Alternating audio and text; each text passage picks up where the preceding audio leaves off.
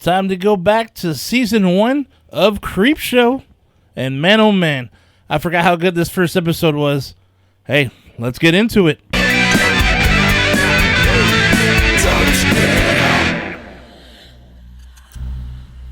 Okay, so the first story is called Gray Matter. Dude, this one has an all-star cast with horror scream queen Adrienne Barbeau, Gus Fring himself, or Giancarlo Esposito, and the Saw Man himself, I want to play a game, Tobin Bell. I know I sounded bad. Anyways, the story is about a kid named Timmy who lost his mom and in the aftermath of it, put his dad in a huge depression. So much that he basically drank his favorite beer called Harrow's Supreme Lager every day. Cases of that shit. He was so engrossed in drinking, he lost his job, bills were late, and he just wanted Timmy to go to the store and buy Harrow's Supreme Lager. The scary part is Timmy's dad is becoming sensitive to light and has to cover all the windows. He won't even leave his recliner, and his skin is starting to change into something strange, coughing up gooey green ooze. And Dad starts covering his entire body with a large blanket. Timmy leaves the house to get more beer at the local market, but is afraid to leave the store and go back home. So, the local cop and a friend decide to head to the house to see what's up with Timmy's dad. As they leave, Timmy tells the store owner what's been happening to his dad. But as he reveals more and more, it all seems like these guys may have been sent into a trap at the house. What the hell has his dad become? And what will these two dudes find once they arrive? Has Timmy's dad's thirst gone beyond drinking to possibly something else? Or towards somebody else? You know when people are looking like that, dude. Shit's going down. Man, I forgot how awesome this story was. Could this possibly be the overall best story of the entire series up to this point? What a way to begin the series. I mean, you have the actors, the badass story, the really scary, nasty-ass monster, great mix of digital and practical effects in this one. This story sort of reminds me of the Stephen King segment from Creepshow, the one titled The Lonesome Death of Jordy Verrill, a dude who's chilling on his couch, slowly changing, transforming into something different. I also enjoyed how they had Timmy narrate most of the story as he's talking to Adrienne Barbeau. It almost sounded like he was telling a spooky story to friends or something, like one of those campfire scary stories, man. It's definitely well done. Not ultra bloody at all, but it does have some scary and cold ass parts though at the end. And the ending, I will say, is very satisfying. Highly recommended, guys. Now we move on to the next story called The House of the Head.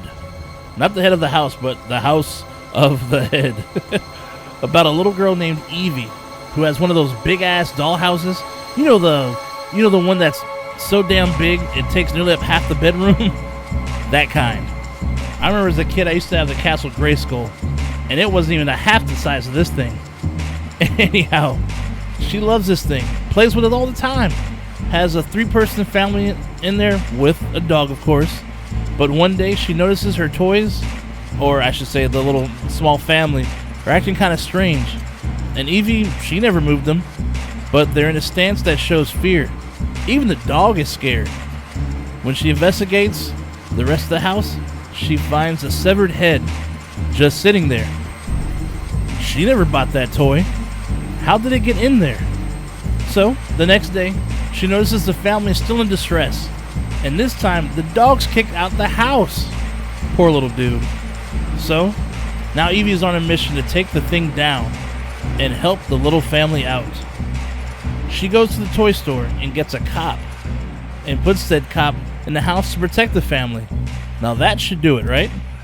Later on, Evie checks up on the house only to find that the cop is dead. Yep, head cut right off. I'm sorry, just random side note. I think it's kind of funny how the cop has no head, but then you have the head with no body. Anyways, whatever. So she goes back to the store and asks for recommendations from the store owner. She is told to use a Native American, but this one looks like a miniature version of Old Chief Woodenhead from Creepshow 2. Alright, so Evie takes it home to try for round 2 and protecting the family. Will it work this time? Can it really protect the little family and their dog? Or will little Evie have to devise another plan to take down this head? It's a cute little horror story. I know that may sound weird, but shown through the eyes of a young girl. We have entered the little world. And we actually get to see what she deals with when it comes to this strange issue, and that only she knows how to fix it. It's very creatively done. As an adult, I love this story, but also I think I love this as a kid too. I feel this story is kind of like a gateway into horror. Not bloody, has a kid in it, simple and spooky little story, and it's a really fun watch. I think you'll enjoy it, and I also think you'll enjoy how Evie solves the problem as well. Kids are smarter than you think.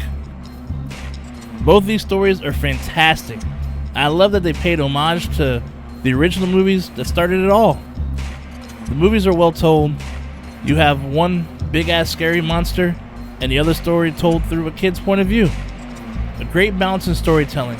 And I'm so glad, dude, that I started reviewing the first season. I hope you enjoy the trip with me. Creepshow rocks. I'll see you kids on the next episode. Stay nasty, my friends. And remember, on the Don't Split Up channel, hell has never been so cool. Shay Nasty out. And now, trailer talk with Shay Nasty. Psst. Yo, come here, man. Yo, have you heard about that new movie? What? Trailer talk.